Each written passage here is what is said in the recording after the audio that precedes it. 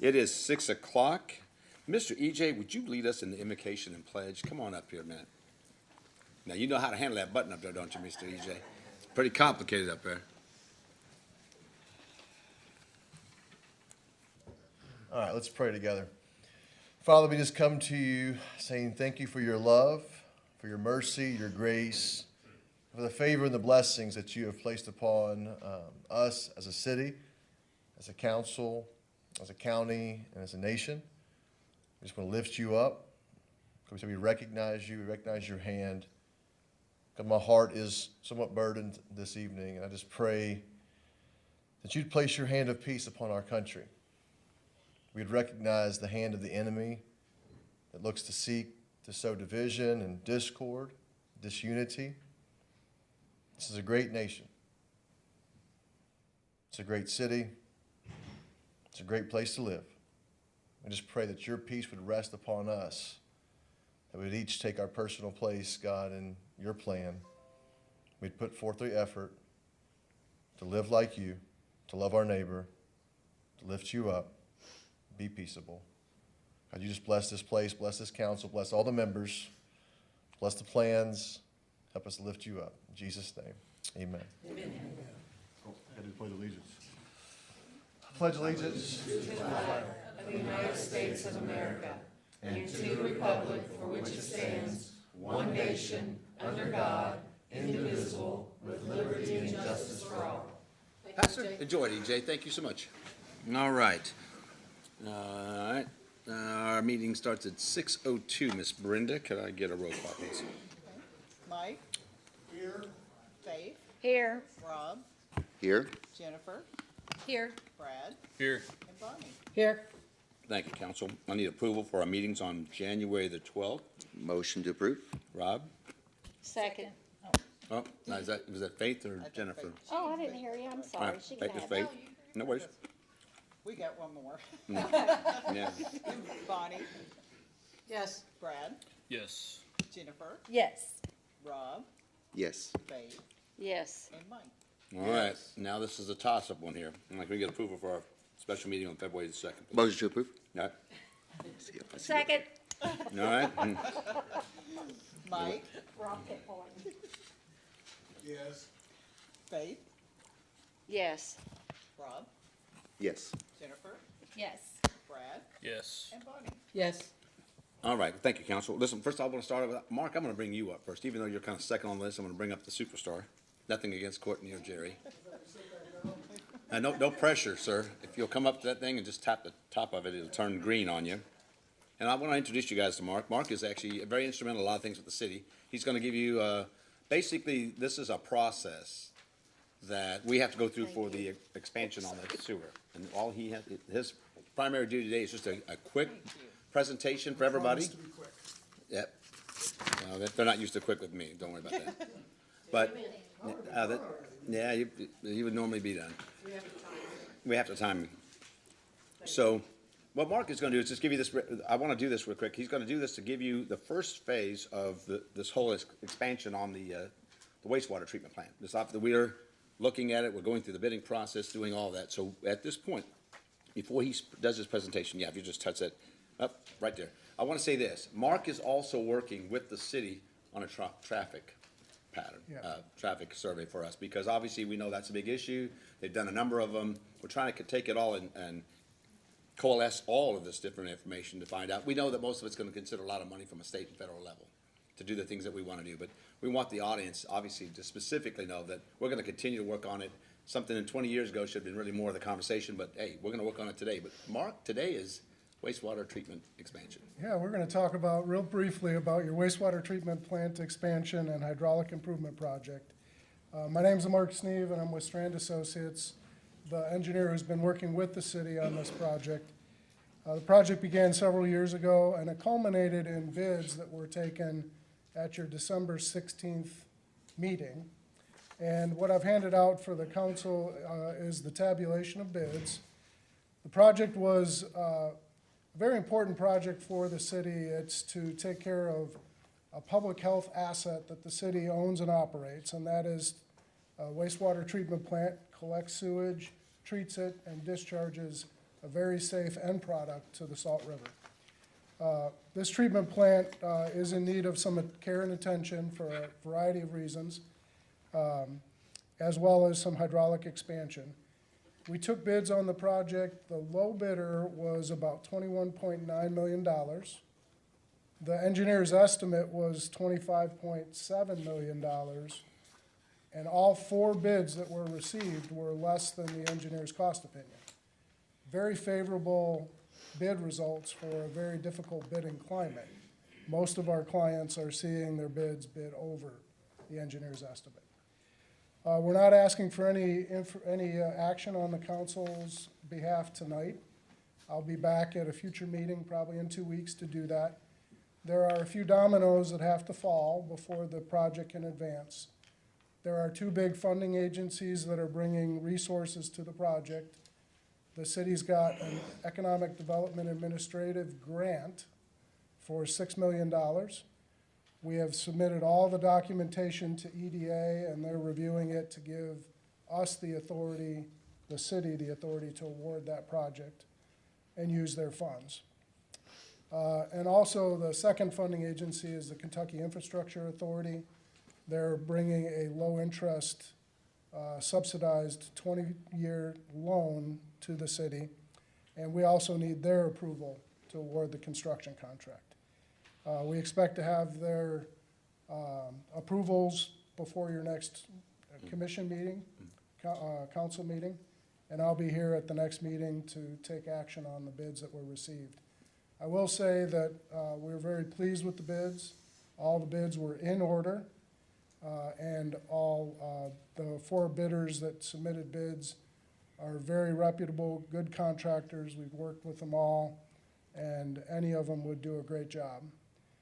Because of that, and because Pace Contracting was the apparent low bidder, we recommend that the city do consider award of the contract to Pace Contracting. Okay. They're a local firm out of Louisville. And I'll answer any questions anybody might have today, or I'll be back in a few weeks. Yeah, let's do that in 2 weeks from now.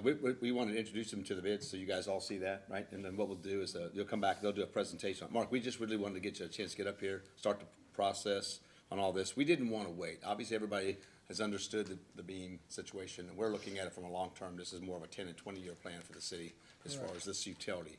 So we'll just make sure you guys, we'll keep you up on things here. If you have any questions, you can direct them towards me, but Mark will be back in 2 weeks to answer all the questions. Mark, thank you for coming out and doing this with us. We appreciate you being here. Thank you so much. Have a great evening. Thank I know you, you're gonna Mark. run on to your next venture. All right. Well, thanks so much. All right, Miss Courtney, come on down. How you doing today, Miss Courtney? All right, all right. How are you guys? We're doing good. Okay, I wanted to offer a quick economic development update for the city of Shepherdsville. I'm just going to briefly touch on highlights. If anybody has questions or would like expansion on any of my key points, just let me know. I want to start with industrial development. The key message here is industrial growth. Our industrial development remains a major driver of Shepherdsville's economy, and then natural gas.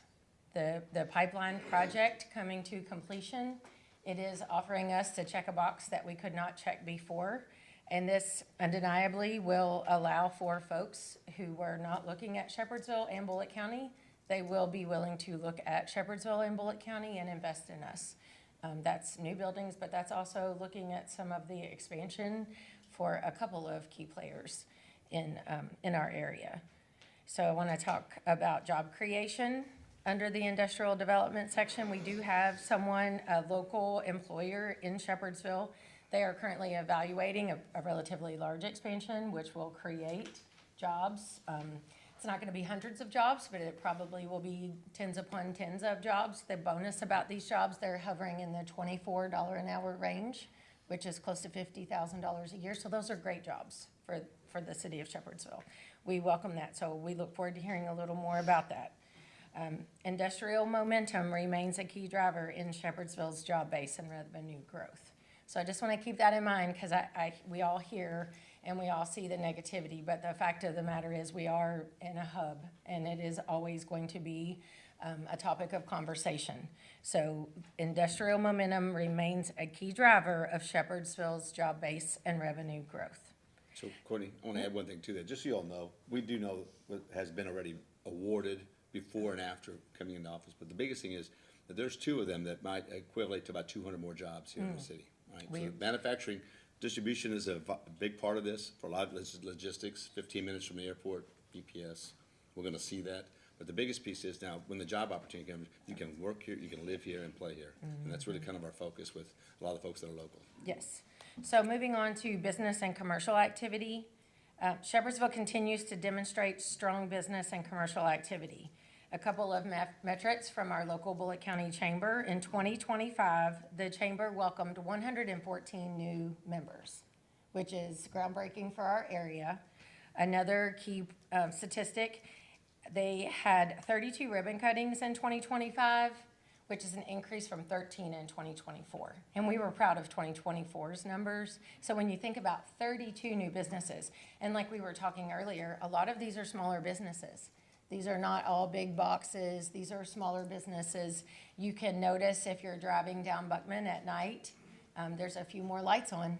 The businesses, you know, if you look at that Salt River Brewing, you look at the ice cream shop, things are happening, families are coming in, and it's a great thing. So our business and commercial activity is growing in a positive way. On a leadership note, I'm proud to report that Anita Stump will serve this year as the president-elect for the KCCE, which is the Kentucky Chamber of Commerce Executives.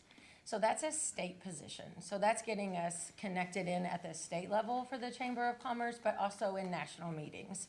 So she's the president-elect in 2026, and then our CEO of our chamber in Bullitt County will be the state president for the Kentucky Chamber of Executives. So it's a big deal. She's done a lot. The chamber has grown, and so these metrics are paying off for our local community. The next thing, just a quick touch on residential development and housing. We know that residential growth is closely tied to our workforce retention and the community amenities, which we are working on both. We are working on both diligently. A couple of projects to note, the Bratcher Estates, that is going to offer 644 planned dwellings. That includes 17 homes and 88 townhomes.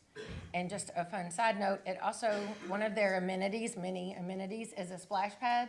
So we've been hearing about splash pads for quite a while. So Shepherdsville is going from 0 splash pads to 3 splash pads in 12 months.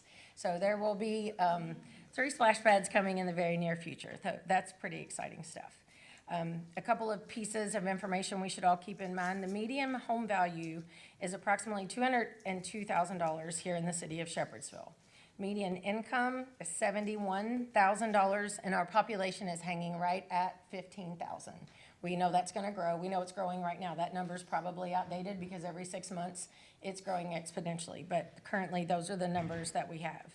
Tourism, visibility, tourism and community events support local businesses, and they're really creating our city identity. A couple of things to keep in mind, the Fight Foundation from one of our local doctors, Dr. Biggie, they are having a fundraiser on February 14th. And then we know coming up in March is one of our favorite events, which is our annual Vietnam Veterans Day Welcome Home Parade, and that's on March 28th. So please mark your calendars for both of those. What time is that gonna be? It starts at 11 o'clock. And so if you want to volunteer in any capacity, I will welcome you, and we can talk about this offline. But one of the best ways to volunteer, as the veterans are coming, for a Vietnam veteran, this is what I learned. If we say, please come at 9:30 or 10 because we're gonna block the roads, they'll be there at 8:30. So we have a period of time where you can just visit. We make sure all the Air Force guys get to know each other. We make sure that anybody who served in the Army, if they were in at certain times. So we identified a huge opportunity. You saw, I mean, there's just so much camaraderie happening with these Vietnam veterans. There's no better way to spend your time. So if you are in the business of volunteering some hours, please come see me about how to support our Vietnam Veterans Day Parade. A couple quick notes, regional and partner updates. The Bullitt County Economic Development Authority has appointed a dedicated Shepherdsville seat, so I get to serve. I have the pleasure of serving on that economic development of Bullitt County wide, and I look forward to learning what's going on in the county, because what's good for the county is good for the city. What's good for the city is good for the county, and I love the connectivity and how everybody's working together. The judges here today to brag on some things. So that's exciting. And then another big partnership is with Kentuckiana Works. We're just feeding in, we're working really hard on transportation. We're working really hard on education. And there's an event tomorrow, and it's specific for, it's called After the Tassel. And it's a hiring event. And it's a hiring event for high school students who are not going into a four-year degree. They are getting some career-ready training at Bullitt Central, North Bullitt, and Bullitt East. And so at Paraket Springs tomorrow, there are going to be a slew of employers set up. And they know that these kids are coming in. These are not the kids that are pursuing a four-year degree in college. These are kids that are literally after the tassel hitting the workforce. And so it's really cool to have that specific idea of, I know what I'm looking for. I'm going to go to these employers who know that's who I am. And so I have my resume in hand. I've practiced a couple of just a quick interview. And so tomorrow at Paraket Springs, first thing in the morning from 7:30 to 11:30, Kentuckiana Works, partnering with the Bullitt County Chamber, is offering an after the tassel event. It's a great event. I mean, really, It's it's been fun. amazing. We'll be there. I can't remember how many kids were hired on the spot last year, but it was quite a don't few, have and that it's number. gonna grow this Yeah, year. it So was really good for the kids. Gives them an opportunity. we put together a video at Kentuckiana Works. Maybe in the next couple of times, we could just spend 3 minutes of this meeting sharing that video, because it's rewarding. And then the last couple of things I want to talk about, as new buildings and parking lots are developed and refurbished, the city is carefully addressing stormwater and drainage. Because when we talk about infrastructure and we talk about complaints, we hear about water and we hear about traffic. So I just want to briefly touch on a couple of them. I assure you, every one of the projects we are reviewing, we are helping reserve water issues that are decades old, while keeping in mind a prevention aspect. What can we do to make it better? What can we do to make sure that our stormwater and our drainage is moving in the right direction? Traffic, I will attest as a parent of a child that attends Bullitt Central High School, whoever put the traffic controller out in front of the entrance at 44, thank you very much. That is a really big deal. If you are anywhere near Highway 44 from 6:30 to 7 o'clock, it is a nightmare for a multitude of reasons. One little thing that the city did to help in a magnificent way was adding traffic control, and so that has really alleviated some of that. We're anxiously awaiting an update on the Bells Mill Road project, and then we're going to continue to talk about exit 119. We know that that is not in the limelight yet, but if we could, in fact, lobby and get an exit 119, it would really help alleviate traffic patterns. It could do so much. But all we can do is talk, and we can keep talking to everybody that will listen. But we definitely would love to see a 119 in the future at some point. We're working on some state and federal programs. Safe Streets for All comes to mind. We are really working on every resource available to us. We want it here. We want it in Shepherdsville. So I just want to close to say thank you. Trying to keep a little bit of update on all of the things. But again, if you have any questions or you want more specific information, please reach out. Any questions? You guys have any questions? No, but there's really a lot to come. I mean, obviously, the construction piece, the projects are going to be coming. That's going to be a lot of conversation next 3 to 6 months. But I appreciate it. Like I said, we have a lot going on. But I think the biggest thing is we got a good team doing it. So that obviously includes you. Thank you, Ms. Courtney. All right, we saved the best for last. Judge Summers, I think everybody knows who you are. But, no, he's got if you just click that button on, I think she's got your laptop set up for you. I think everybody knows who you are, Judge. Excuse me, or can everybody see? Yeah, can everybody see that? He wants to do that. I think we're good. Just tap that. Just click it right there on top. Nope, right up front. No. There There you you go, okay. go. All right, now we got you. Well, Mayor and Council, thank you all for letting me speak tonight. But I'm here to chat with you for a few minutes about the health of the county and where we're at. Bullitt County in 2026 is safer and stronger than it's ever been. Year after year, we haven't raised the taxes. We've lowered the taxes each and every year. When we walked in the door, the tax rate for the property was 9.7, and this year it's 9.0. And we also paid off $26 million in debt. And you can fact check this. We are the largest county by population in the Commonwealth of Kentucky that's debt-free. And we've strengthened our overall financial position. We can borrow up to, our debt service can go up to $257 million, and we're an investment grade business. Some of the major infrastructures You all might not think this is important, but boy, we do. When you get out here, you appreciate what we do for the roads. And over the last 2.5, 3 years, we've completed what we call a state-of-the-art upgrade to the road department. We purchased 5 brand-new triaxle dump trucks with all the equipment for salt removal. Also, if you've seen our really cool blacktop machine, it goes from 10 foot to 22 foot wide. What that does do, because it is state-of-the-art, there's no seams in our county roads, which means that our blacktop is gonna last longer, because when you see that seam in the middle of the road, water seeps down in there, it pops up. Over-the-road tractor, lowboy trailer, bushwhacker, and 11 brand-new light vehicles.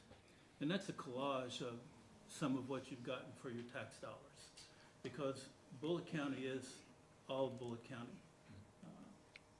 We talk about major infrastructure, and to help y'all with bringing new jobs to the area, one of the biggest things that we did do, we expanded high-speed internet through a $6 million project, $4 million for Windstream, $2 million that Bullitt County Fiscal Court put up all the way from Shepherdsville to the Nelson County line, 1 gigabyte to 10 gigabyte.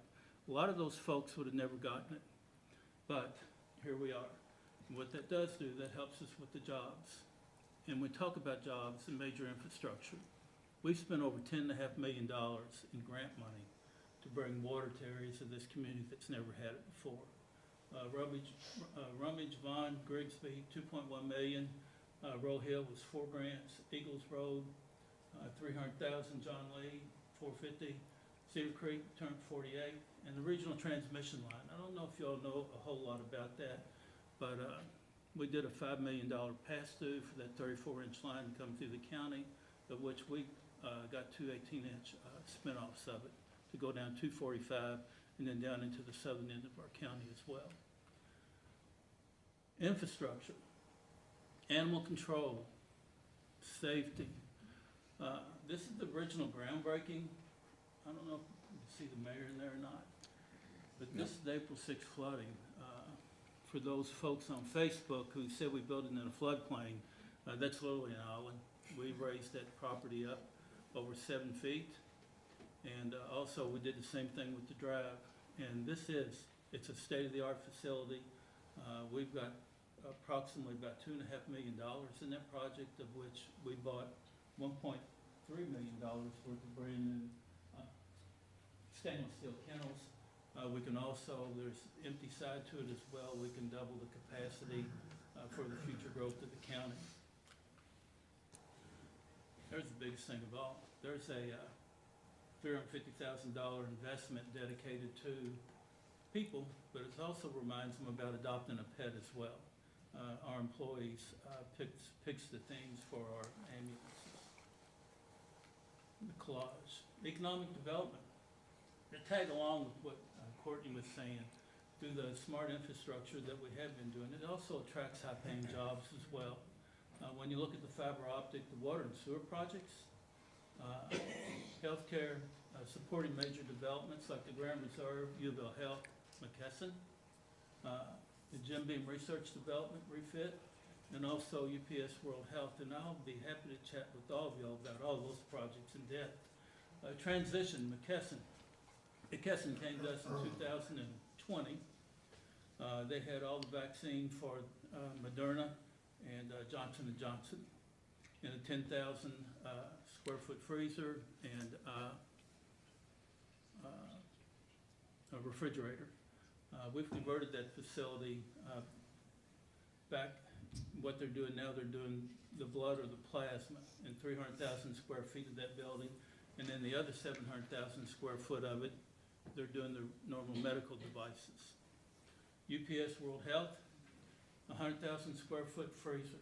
I don't know if you all can imagine something like that, but you can literally drive tractor trailers into it as well. It's the largest in the world. They ship the flu and coronavirus vaccines all over the world out of that facility. U of L Health Hospital in the Brown Cancer Center. The hospital opened March of 2024. It's already up for an expansion. We have 20 shelves up there for new rooms as well. And if anybody's interested in doing a room, it's $1 million a shell for a room, so it's literally a $20 million project to be able to add 20 more rooms to that facility. Brown Cancer Center, it's gonna be online this fall.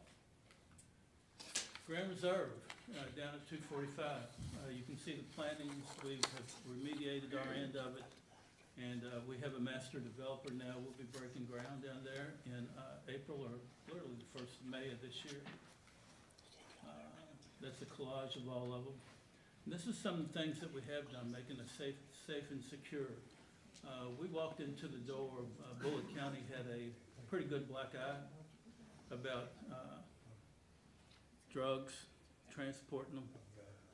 We were the fastest county in the history of what I'm gonna say the HIDA grants to be able to get a HIDA grant, which is a high intensity drug trafficking areas grant. We were able to put a officer in with the DEA, FBI. We're now working with the Louisville Police Force. The chief understands that, the federal government pays for it, but we also get to share the wealth with the communications, like when there is a big bust, we get opportunities for the funding to come back to us.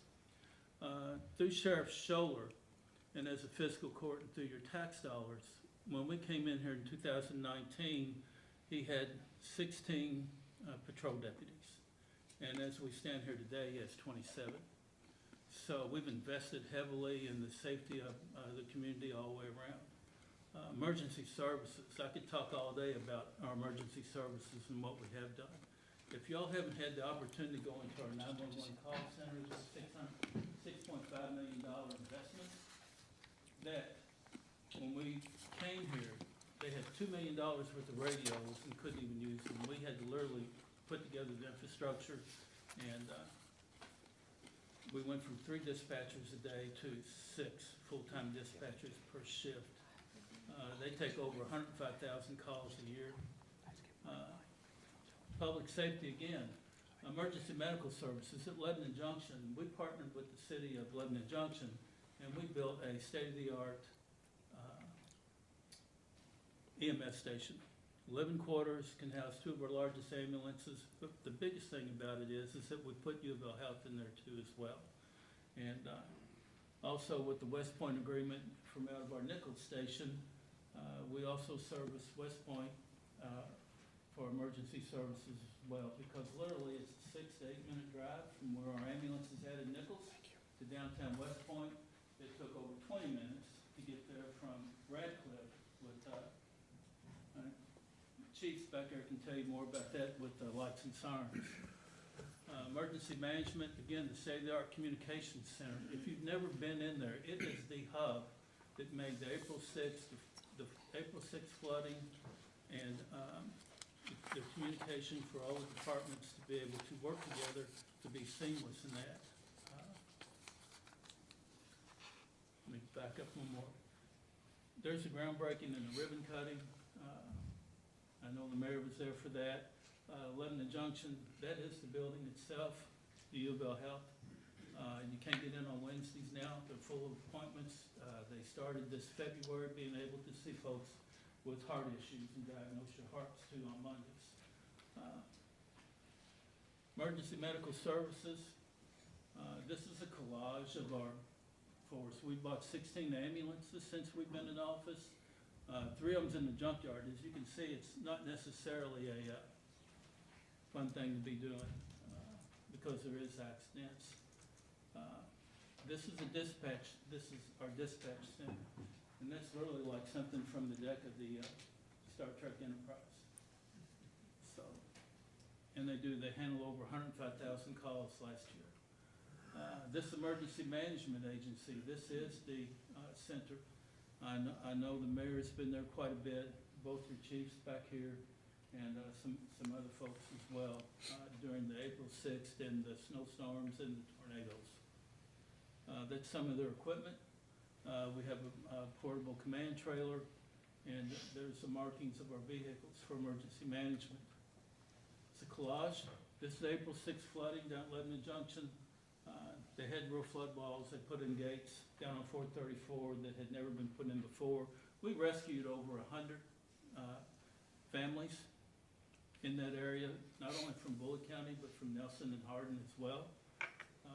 This was an appreciation lunch right there, sponsored by my ex-employer, Jim Beam, for all those who participated in that. Parks, we're not just about safe and secure, we're also about moving forward. Down at the Nichols, the Dawson family, they donated 14 acres to us. We literally had a greenfield site to work with behind the Nichols School, and we put together a really great pavilion. We've got it to where we can do more with that than you would like to see on down the road.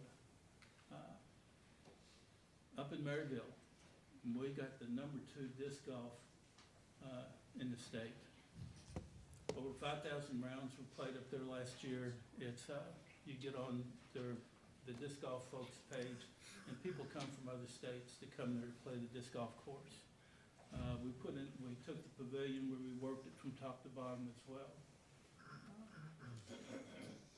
History. Let's talk about Belmont Arm Furnace for just a few minutes.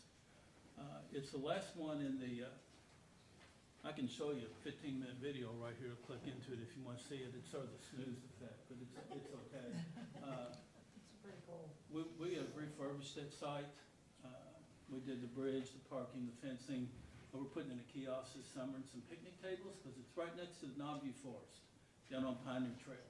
It's something that you could see. It's a big part of the history of this county because we furnished pig irons for cannonballs, musket balls, and all during the American Revolution and the Civil War as well.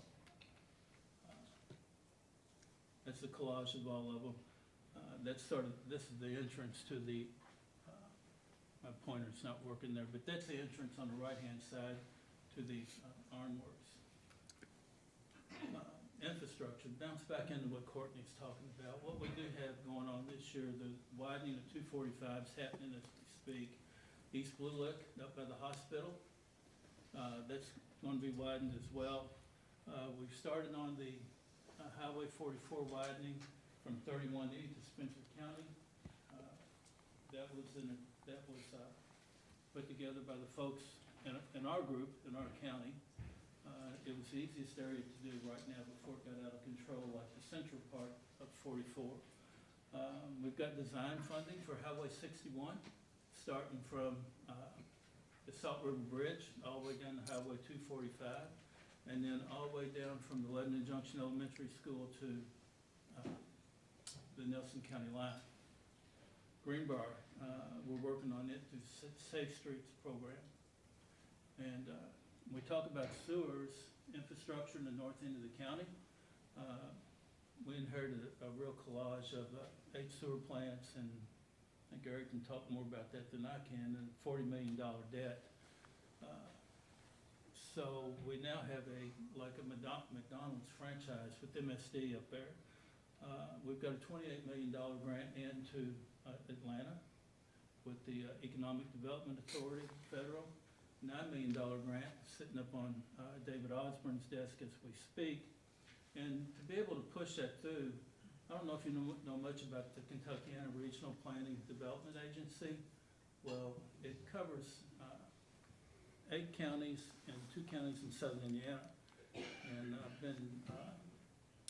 I was Secretary Treasurer there 2 years ago. I was Vice Chair last year.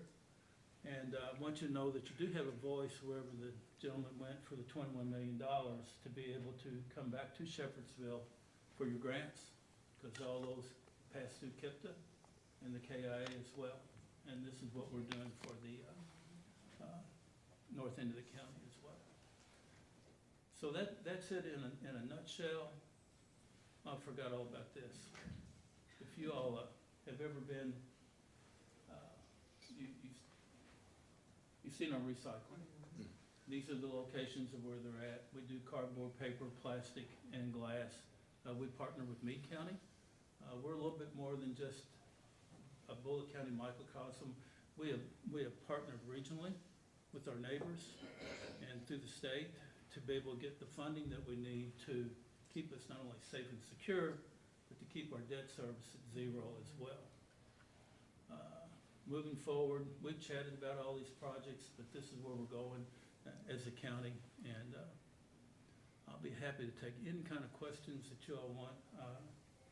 The hospital has been a true passion of our administration, and also fixing the infrastructure with the roads and sewers. And if you do want to know something, we got a drone footage that we can put up tomorrow about the Bells Mill Road Bridge as well.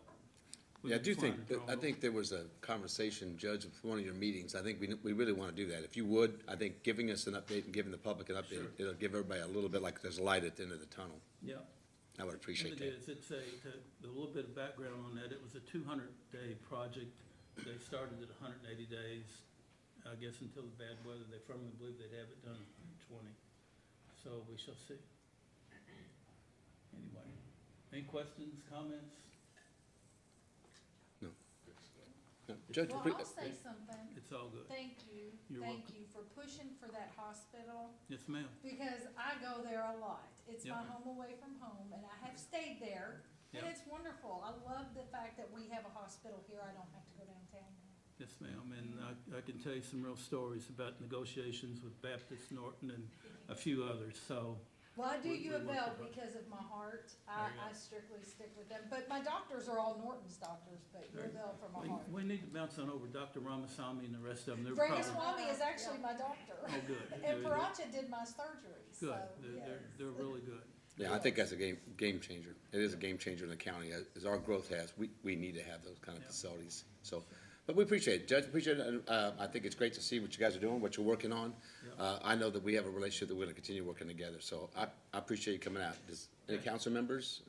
I did like the iron furnace. I got firsthand, got to walk up and look at it. And Good, it's great. I Yes, mean, it- whoever did that bridge and the gating and the fencing, thank you. it was a really good job. You Of course, I know who did it. You can thank Kim Foster and the road department for doing that. Okay. Robert and, I got firsthand tour to it, and There it was you go. great. yes, it is. Yeah.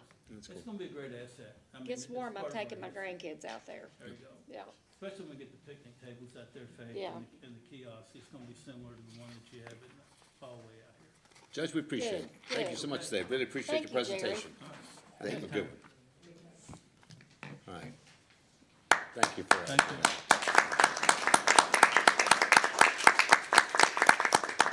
Now you gotta push it all back, right?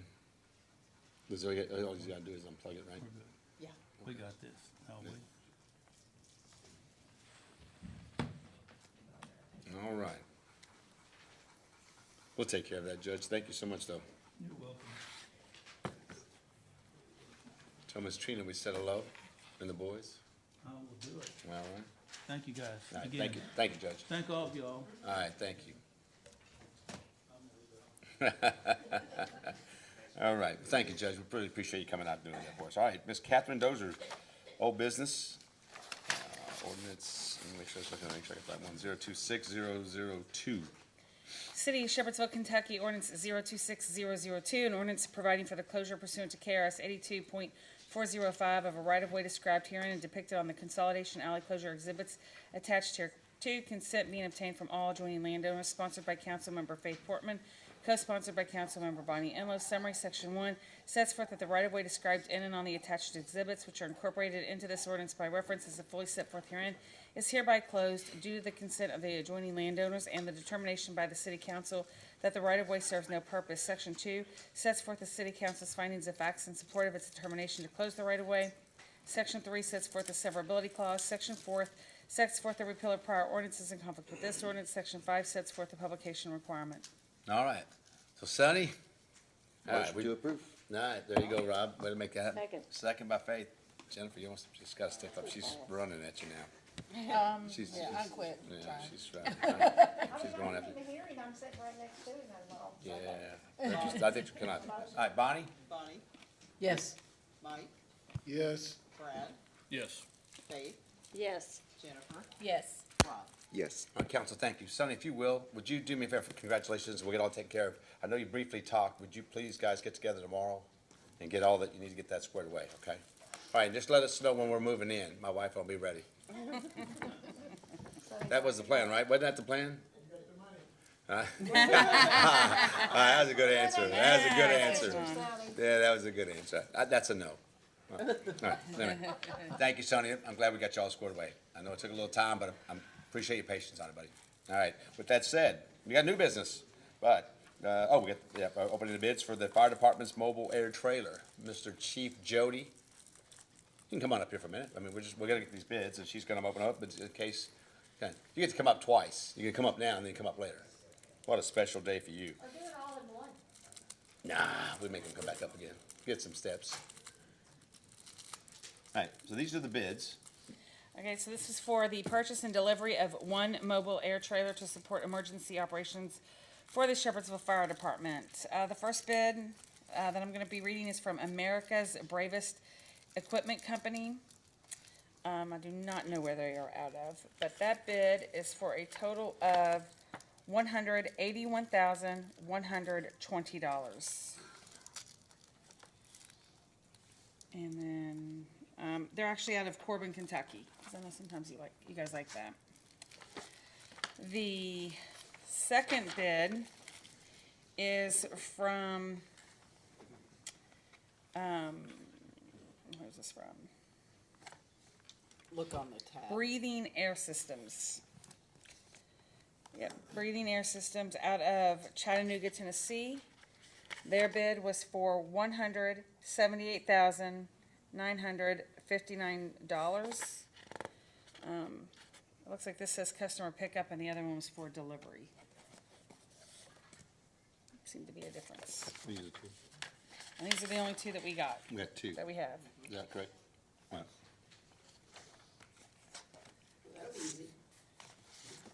Chief, you want to make any comments about, I mean, we talked a little bit about this before. The grant was for $171,428. Yep, yep. Well, there you So, go. I want to make sure you all know that we had that out there, but we did have just a small price on this. I think, well, they were really close.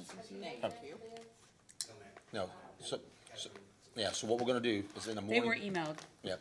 Looks like they were So- emailed, that's why they didn't come in a package to open. So let's do this. In the morning, would you stop by? And we'll get, well, I've got to go to the school event. But if you'll get with Brenda, go over this. Just, we'll send it to you guys. Make sure you put the name. If it's good enough, we should try to go with the Corbin one, if everything in there beats. Okay. Because for one, it's Kentucky, and for two, they'll deliver for. Where was the other one from? Chattanooga. And What's that? They do. Okay. Sweet. Okay. Well, what I would like to do this, even though we open these bids, obviously I'll get with you. I want to make sure, look over everything tomorrow, if you will. And then sometime either tomorrow or the next day, we'll get together. Can we do that? Make sure you give me your thoughts. I think you need to be one really telling me what we need to do there. Right. Thank you, guys. Council, thank you. Like I said, that, we want to make sure we get that taken care of first. Now, Ms. Catherine, do we want to, we're gonna do the public hearing right, first. you go get started. Thank you. Okay, so the next step is the public hearing for the rezoning of 800 Beach Grove Road. And I do believe we have Council Eric Ferris and his co-counsel, whose name I do not know, I apologize. I don't know if she'll be speaking, but I'm here on behalf of the property owners. Yes. Yeah, please. Eric Ferris, along with my colleague Natalie Witt from Dinsmore and Show. Natalie joins us tonight. As you know, Emily Vessels Wade, my colleague frequently seen out here, is still home with new baby. So she sends her regards. Natalie is equally qualified, and I'm thrilled to have her joining and shadowing tonight. Also tonight, and we're very proud to be here for the Gelda family. We have Michael and David here with us tonight, and first name. Yes, thank you. And right behind them, Ted Bernstein with LD&D, who is his firm has done the design, landscaping, and everything for this project. So on January 8th, we appeared in front of the Planning Commission and had a public hearing with some neighbors speaking I'm very pleased to say that on this property, the Planning Commission sent a favorable recommendation to the city to rezone from R1 to R3, this 1 1/4 acre tract that's at the corner of Beech Grove Road and Oak Grove development. And I wanted to let you know that in the course of that hearing, the Planning Commission did agree and find that our requested rezoning to R3 is in agreement with the county's comprehensive plan for medium density development. This, after having had some discussions with you all and listening to neighbors and looking at the site, our clients have worked with LD&D to come up with a couple of options for this site. And the answer to your question about which one of these is the one to be developed is we don't know yet. It's intended for this to be a market-driven decision. In other words, once all the approvals are met and further work is done on the site to deal with the floodplain issues and decide how those have to be handled. And they'll look at what is the market seeking. Is it more of a townhome concept or is it more of a single family lot development? We laid all of that out in front of the Planning Commission and they found favorably that either of those would suffice, but they did place some restrictions on their recommendation to you all. And our thanks to Ms. Enlow for sponsoring this to bring it up before you. Either proposal as presented on these plans would be appropriate. This is one of 5 restrictions that were included in the recommendation that's come to you. The second restriction being that the initial sale of any given portion of the property would be to the owner-occupant only. This is not an apartment site. No apartments will be allowed on this site whatsoever. Any additional material that's placed in the property to deal with floodplain control would be mitigated at a minimum 1-to-1 ratio unless a greater ratio is required by FEMA or the Department Division of Water in Frankfurt. And then finally, we were asked to provide 15 feet of right-of-way along Beech Grove Road. In order to be able to do that, the commission understood our need to maintain the 30-foot front yard setbacks that we are calling for on this design, yet we would indeed agree to the 15-foot right-of-way for future development on Beech Grove. Ted is here tonight to answer any questions you may have in relation to the floodplain issues, setback issues, design, what that may look like. Either Michael or David could answer any questions about what their concept may turn out to be. But you've got one of 2 things as a given with what you have before you, and we look forward to your approval, and we'll move forward to provide some housing for the folks that need it. Eric, thank you. If you don't mind, just for a couple minutes here, I don't know, do we have anybody that obviously wants to speak in favor of this first? In favor? Come on up, sir. John Gaddis, I'm at 514 Oak Grove. I'm in favor for what they're proposing as into the 7 homes that is the same size as our neighborhood homes. You can come on up here, come on up here, come on up here. Thank you, Eric. Sorry about that. If you would you state your name again and your address, please? My name is Johnny Gaddis. I'm at 514 Oak Grove. Okay. And I'm all for building. We all know something's going to happen at this property. since '06, since we built, this neighborhood has went through several changes. You know, it was a one-way in, one-way out, and this neighborhood has tons of kids, tons. We have residents proposing speed bumps, speed humps, whatever, and they have for years. We know something's gonna happen. So zoning is 13 townhomes, 26 cars minimum, 7 homes spec to ours, 5 facing Oak Grove, which we're in a HOA here. So the 2 homes facing Beech Grove, no control. But, you know, I'm all in favor of 7 homes for our neighborhood. That's fine, that's far less, 14 new cars coming up and down our road. But I live on a straightaway. I call it the raceway of Beech Grove. You know, they're zooming, and we have a ravine where kids are snowing and sledding, and, you know, they're everywhere. So I'm all for the 7 homes, totally against townhomes. It don't fit for that area, just because of the cut-through, since it's opened up when the bypass was put in. And I understand that was needed, you know, for that area. You know, so I'm all for 7 homes, not 13. Please take that in consideration. Yep, no worries at all. We appreciate it. Thank you That's all so I much. gotta say. Thanks. Thank you. So it's really, his situation was he's supporting one of those 2. Do we have anybody else that's just supporting the whole project originally? And then, I know Wayne's gonna come up here. If you're actually, same thing, I guess, obviously you're, come on up, come on. Yeah, come on up here. Come on, Wayne. We've looked at the whole area, and it's all single-family homes, number one. Number 2, the traffic is insane. I think Johnny's being very generous with 2 cars per vehicle or per home. My wife and I walk the neighborhood on a regular basis. Sorry, Wayne, what's your last name? Brown. B-R-O-W-N, yeah. But we walk the neighborhood on a regular basis, and I can almost attest to, you're gonna average 3 cars per home. We have like throngs of kids. We're worried of safety more than anything.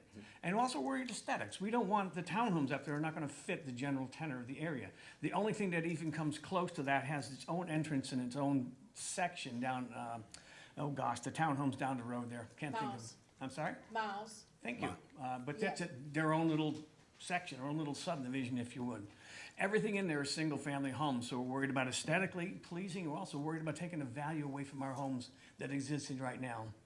But we also know that there's growth, and we've got to have places for people. So I'd just like to stand with Johnny and probably the vast majority, if not the whole neighborhood, that says, if we're gonna develop this, let's lean into the 7 homes. I think it would fit the whole neighborhood, it would fit everything that's going on there. And it would be safety for the children. And the children are just growing, they're just more and more kids all the time.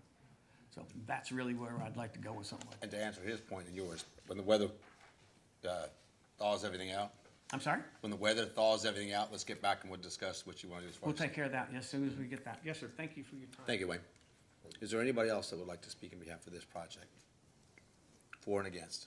Okay. All right. May I just? Absolutely, absolutely. Just in response, Mayor and ladies and gentlemen of the council, just a reminder that having started with 19 townhomes on this project, you know, the folks, Geldas and Mr. Bernstein and others, LD&D sat down and did redesign this, and you'll note it is now cut down considerably. And it does in fact meet the density requirements of the future land use map. That's why it is in compliance with the comprehensive plan. In addition, 3 of the 13 of these homes would exit directly onto Beech Grove Road and not onto Oak Grove. So I think that the traffic element is far better with the newer design. Again, it may wind up that we do see that, but we'd like to leave some freedom with the property owner to do with their property as the market might require within the zoning requirement and within the restrictions recommended by the Planning Commission. Eric, and you said that obviously they got a favorable rating. Don't know what the vote was. I think somebody said 9-3 or something like that. Yeah, 9-3. So my question is, was there any concerns from some of the members on the planning and zoning as far as what they had any concern with? Did they mention anything that they were concerned about, or did they just say no? nobody stated anything to my recollection, and I saw nothing in the minutes when I reviewed those to indicate specifically what, they just heard from the 5, 6, 7 people that signed up and spoke that are noted in the minutes. This is standard practice to have this kind of approval for both of these type of projects?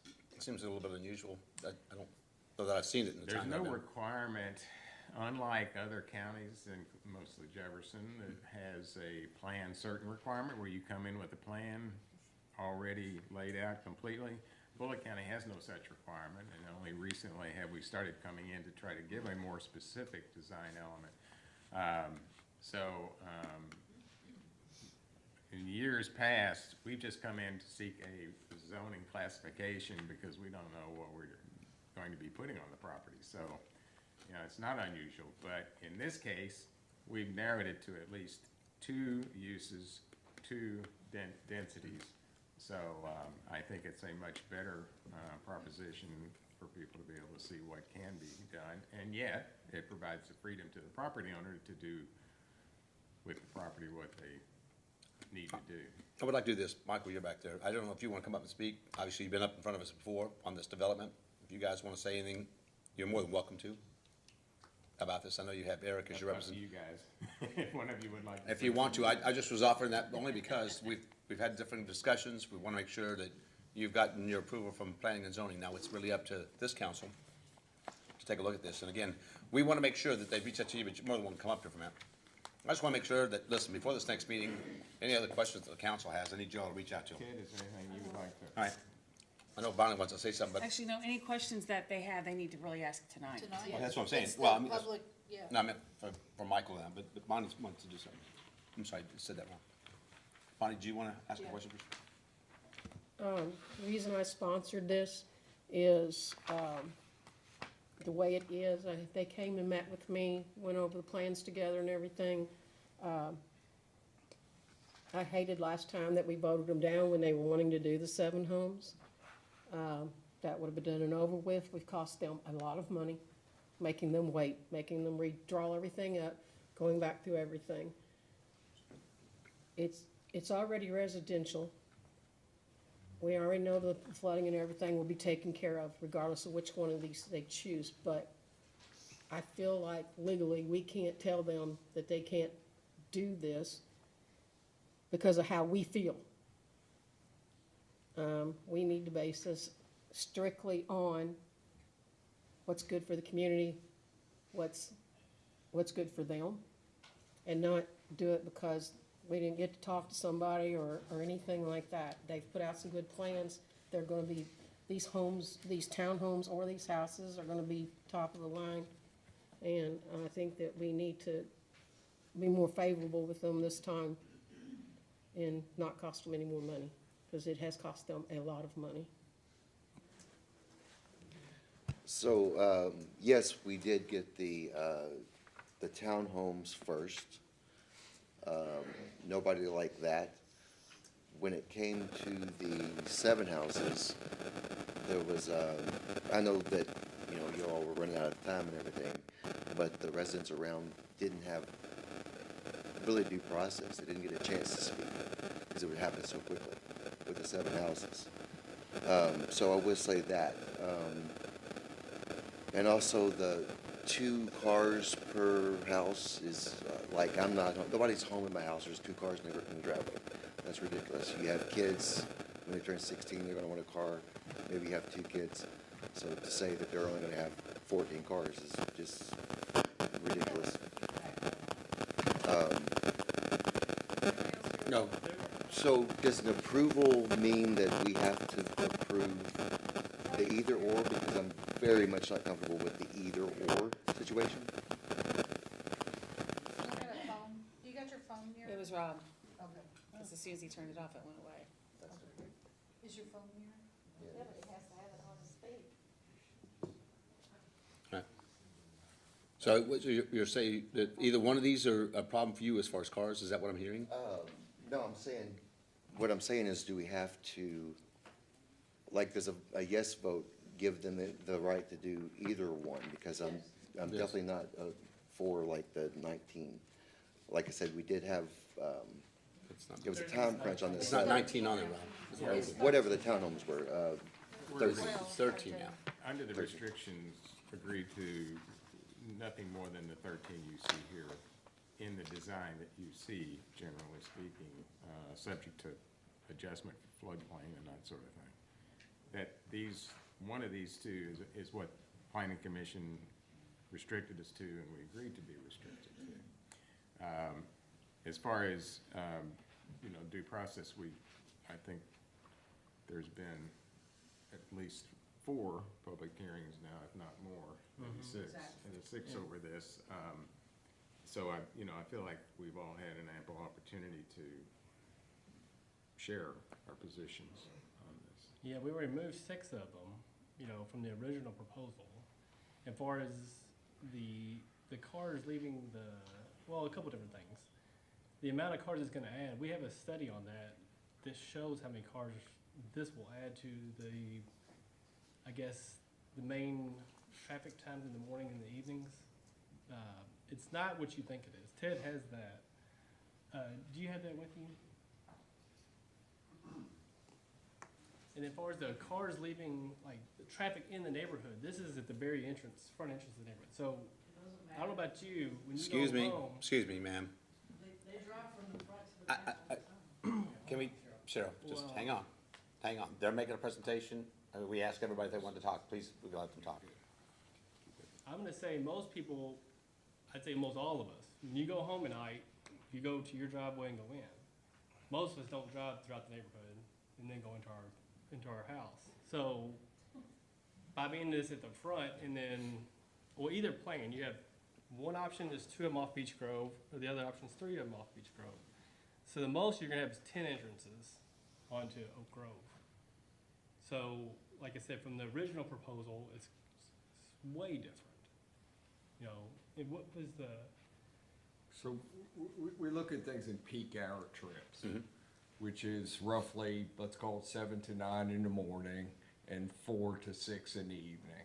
And what you'll find is any single family dwelling, that could be a townhome, that could be a single family home, will add roughly 0.95 trips during those hours. So it's pretty easy. So if you have 7 houses, you can pretty easily say you have 7 additional trips during peak hours in the morning and 7 trips peak hours at night. It would be the exact same thing with a single family townhome, especially a fee simple one that's sold to somebody, not a rental unit. So we would be looking at 13 peak hour trips in the morning and 13 peak hour trips in the evening.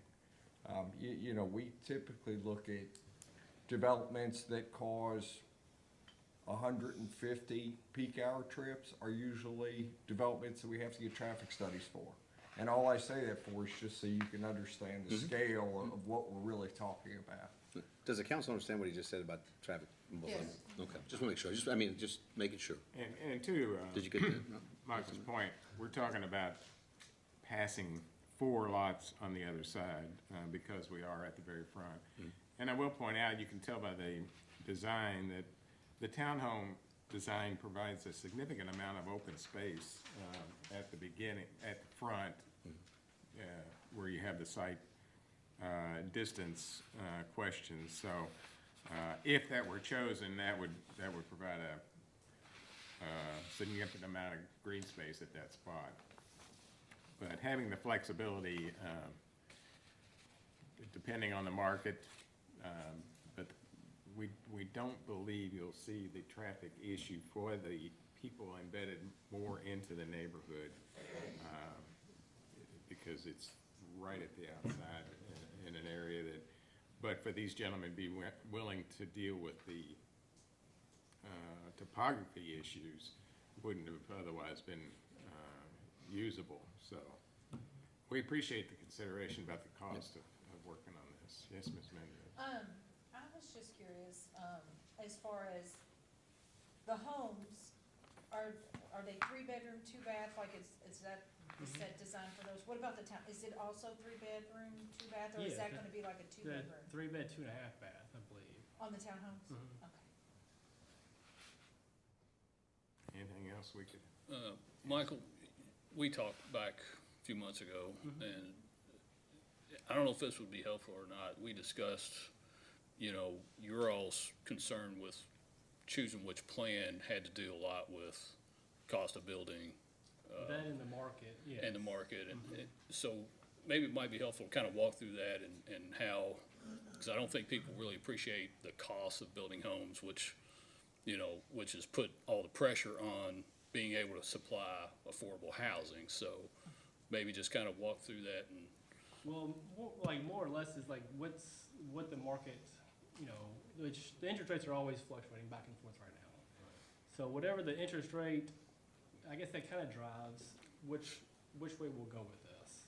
But I want the option to do what I want to do in a sense. I mean, it's my property, so, you know, I want that, but I also want to do what's right for the area as well, which I think both planes work well. They're both spacious, they're not real crowded, they're, I think they fit the area real well, to me. I mean, there are townhomes right down the road. We've opened it up quite a bit. I just think it's a well-fit plan for what it is. The difference on the per square foot cost to do one versus the other. Yes, the townhomes will be a cheaper, it's, I guess in a sense, to think about it this way, it's cheaper to build a townhome because there's only 2 outside walls, if you think about it that way. So you put them together, it'll be a cheaper build, which means that the houses will cost less than what a single family home will cost as well. So it's all kind of up in the air. Do what? So on the townhomes, are they just brick front? No, they'll be brick all the way around. All the way around? Okay. Yes, they'll all be brick. Whatever I build is gonna be brick. Okay. But, like, just saying, if you put them together, it's gonna be a little bit cheaper, more affordable if you put them together, I guess. That's how, I guess, most townhomes are kind of designed. I would tend to believe either one of those, if the value is gonna be the same as the value that's already there. Would I be able to assume that? Okay. Yeah, of course. So I understand what you're saying. 2 homes in one building, I get that, I do. But in our view, and what Bonnie's saying, we want to do what's right for the community. And I know you don't live in the community, you live in Bullitt County. Yeah. But we want to do what's right for our people. I mean, that's who we're here for. I understand. And so my personal opinion is the 7 would be better, but that's my opinion, nobody else's. I feel more comfortable with that. Living in a crowded subdivision and hard to get out of, I know what it's like, I do. And yeah, it might be at the beginning, but I go out on the beginning and you know how long it takes me to get out of my street? Forever. About 30 minutes. And that's even at 10 o'clock in the morning, you know, after the schools have ran. It's terrible. I live off of 44. It's a nightmare, you know. So I sympathize with these people. I'm just letting you know how I feel. And I hate that you put all this money in, I really do, you know. But again, we're here for our people, okay?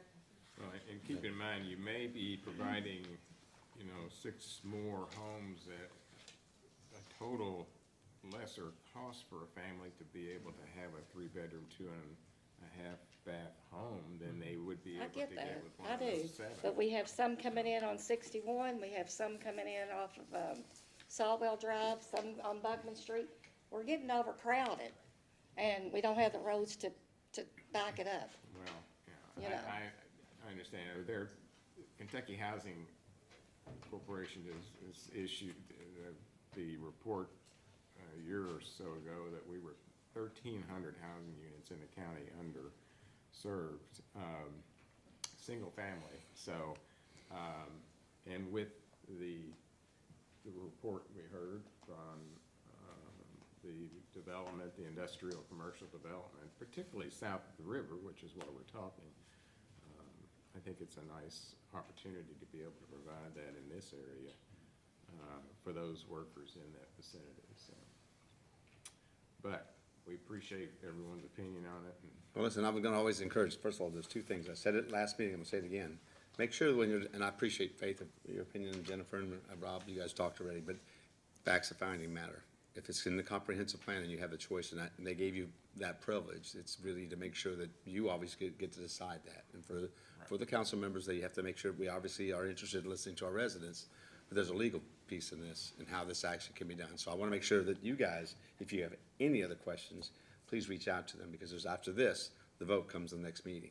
And I think that's going to be important for you. But Michael, I appreciate Eric. Thank you guys. Thank you. Did Cheryl want? Oh, yes. Come on up here. If you guys were to say yes to both options. Come on up here for a minute. Come on up here, Cheryl.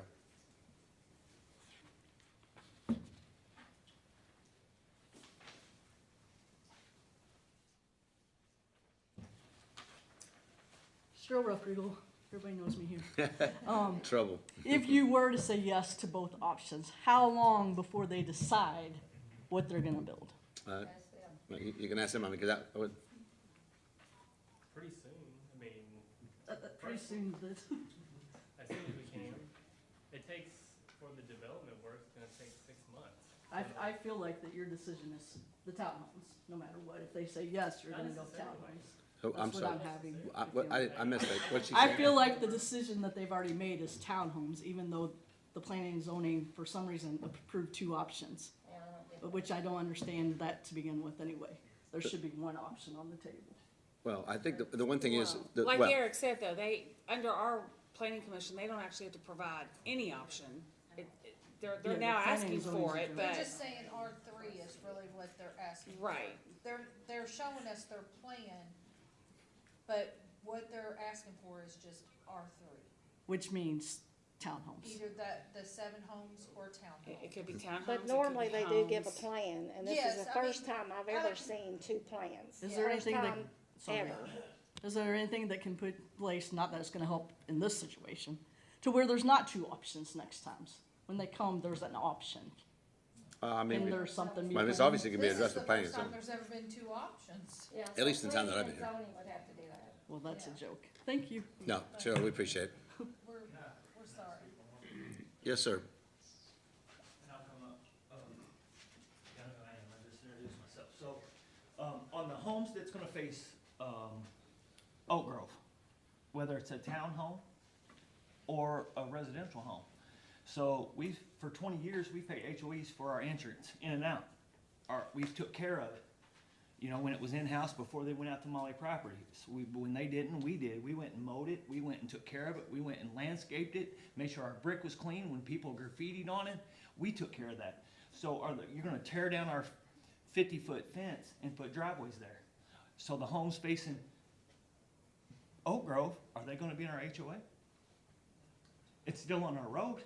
I can answer that. Yeah. The HOA would apply to a lot that is included in the original subdivision plat, and this lot is not included in that subdivision plat, and that fence actually is not included in the subdivision either. It was extended onto this property. I don't know about the permission and all that, and it doesn't matter at You this see my stage. concern? Well, I understand that these people will be responsible for maintaining it as it's turned over. Is that a city street, the Oak Grove? Oak Grove is, Yeah. yes. So to be able to access the city street, they have certain requirements that have to be met. Exactly. So just please take that into consideration. Thank you. All right, we will. Thank you for All comments. right, thank you all. No. If there's anything else. Real brief. Okay, real quick, Wayne. So about this whole idea that they're gonna pull out on Beach Grove and drive, that's an absolute farce. You're on a blind curve. I drove for a living for 32 years. You're on a blind curve, so I can either take a left on a road that's going about 50 miles an hour and I can't see what's coming, or I'm gonna go down Oak Grove Boulevard.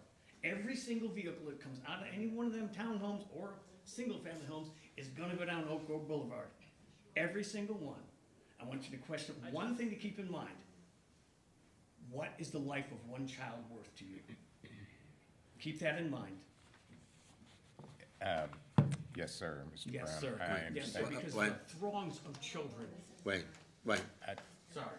That's all I have to say. Thank you. Keep that in mind. What's the life of one kid worth? We have presented the ingress and egress that we propose for both sets, single or multifamily. And once again, the plan provides that we can, comprehensive plan, we can have this kind of density in this location. So I think it can be done in a safe manner with the proper design. Land design and development does many developments throughout the region and have done many in this county. And safety is their first concern as they lay these out. So please keep in mind that we have that as our first regard. No, Eric, I Okay? appreciate it. Yeah, Jennifer. Well, this would be for the builder. Yeah. Mr. Builder, hi. Me again. So, but it looks like, to me, when I'm looking at these, that the townhomes are set further back on Beech Grove than the homes. Is that correct? On Beach Grove, the three, The three, it looks like they're set back further than the homes. So the homes look like yes, well, they're set closer to Beech Grove than the townhomes. say that again? Okay, so it looks like the townhomes set further back from Beech Grove than the homes do. Cause Oh, they're these are talking just- about like blind curves and stuff. These are just the, I guess, the building lines. The house would Okay. go within that. Building setbacks. It doesn't actually have the buildings house in don't there. necessarily, that's not like the actual building. No, no, Okay. that's like basically, it would probably be at the shortest point because that is the setback. So if you have a square house, you'd have to hit on that corner. Yeah. Yes. We'll be taking into consideration, we've got 15 feet, Ms. Mendez, we've got 15 feet that, Jennifer? Hang on. He's trying to explain. I'm sorry. no, as I said, we agreed to 15 feet of right-of-way to preserve that. And then we'll still have another 15 setback, Okay. Yeah, or what needs the driveway. Yeah. or more than that, for both, Like 45. both single and, Absolutely. okay. Mm-hmm. Yeah, so these are more meant to show what the setback is than actually where the edge of the house layout may be, okay?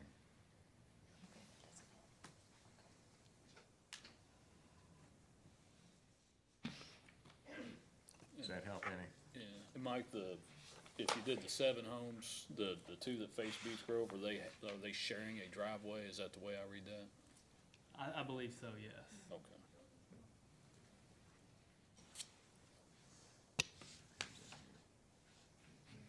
Further down from the. That's an existing curb cut there. It's already there.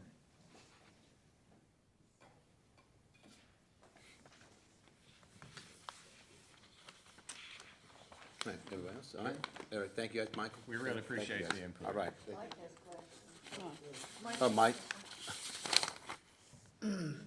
I'm sure, you know, these builders, I've noticed they build quality homes.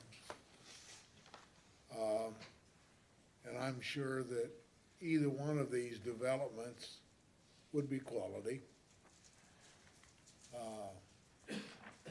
It's a tough decision. I happen to live in that neighborhood, but not close enough that it affects me personally, okay? But everyone that has, most everyone, a very high percentage of the people that have contacted me or email, whatever, obviously were against the first options. And between these two, they figured that it was going to be the 7 homes, without the option of the others. So, and it may have happened before, but I don't recall, zoning or rezoning where the developer then was given the choice of just doing whatever that zoning allowed them to do. We've always looked at, what do you want to do with this? What are you going to do with this? And we've looked at, there's been other housing developments that met the zoning requirements but there were other issues that it just didn't fit, you know, and there were no options. So, as far as I'm concerned, and I'm just speaking for the residents, off of Beech Grove Road in that area, and any of them that have contacted me, is that they prefer, between the two options, they prefer the 7. Okay. And, I think that would be my preference also. So, You do have to remember, though, this is an R4 rating. I mean, you're not, I mean, R3, sorry, Right. R3, but what I meant by that was that they didn't have to, did you want to say something? That, I didn't know if you wanted to say it. I just think, again, remember what they did. They specified the 2 to Right. include the restrictions. right, It was just a courtesy in this, because they don't normally specify that detailed, is that correct? right. Normally, it's just you get the R3 and you go on. Either meets the legal requirement. Yeah. Well, Yeah, we as I wouldn't be said, at this no point matter- of discussing that now if we'd went ahead and voted for it when they had it up here. Yeah. You can have restrictions and that on each proposal. Worse last time, I thought. I'm just simply Yeah. saying, Exactly. It wasn't an option last time. Last time it was an option of 7 homes that we were voting on. Yeah, the And second y'all time. voted it down. That was the second time. But it was late, and the citizens That's weren't not- even notified. We're not- Again, that's not- It doesn't matter. They already had all kinds of other notifications. They don't, I'm just saying that even though each option has its own restrictions, the preference That's fine. of You the just- you people stated who your live in opinion. the area is the 7. But you understand, you're just voting for the R3. You're not voting for either one of those. They get it Well, through. according, like I said, well, according to. You the don't agenda- vote and specify what they get to build. Yeah, according to the agenda tonight, we wouldn't have been voting on it anyway, so. No, we're not talking about tonight. Yeah. We're not talking about tonight, Mike, but just again, you want to clarify that for them? You want to make sure that that's understood what we're talking about? The voting for this is just, Right, we're voting with the R3 within the restrictions provided by the planning so commission. you're not voting and saying, I'm going to make them build 7 homes, or I'm going to vote for and make them 13. You don't get, that's not what you're doing. The recommendation comes with 5 restrictions. Be careful with, And we will that means. comply with those 5 restrictions. okay. And to clarify, maybe the citizens were notified, but between the 2 meetings, we had asked Emily to meet with the citizens. We went over that. And it didn't happen, so. Right. So, That was just a commitment she made, but there wasn't actually legally any obligation to that. Right, just please make sure you understand that part too. All right, well, listen, thank you all. Well, yeah, and listen, I'm gonna encourage you guys, I'm gonna encourage you all, make a few more phone calls. Facts of finding is gonna matter in this. Eric, thank you, and your assistant, Natalie. Thank you. All right. All right, no executive session here, planning and zoning, we forgot, Oh, we should get it right up. what's that? What you- I have a first reading of it now. No, I'm sorry, go ahead, I'm sorry, I got ahead of myself. That's okay. Bonnie, are you still good with everything after the public hearing? Okay. We will move forward with the first reading of City of Shepherdsville, Kentucky Ordinance 026003, an ordinance amending the Bullock County City zoning order and the Bullock County City zoning map as amended, changing the zoning of 1.22 acres more or less located at 800 Beech Grove Road in the City of Shepherdsville, Bullock County, Kentucky, also known as parcel 037C0001-001 from from R1 residential to R3 residential, sponsored by Councilmember Bonnie Enlow.